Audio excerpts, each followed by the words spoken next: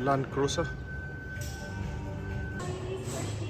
Land Cruiser 2002, the latest one model.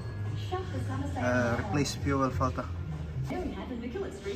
Underneath you have two tanks, one here, one here. So tail shaft, the diff, and the spare tire. Between the diff, the spare tire, on the right hand side, the tire, you can see this one.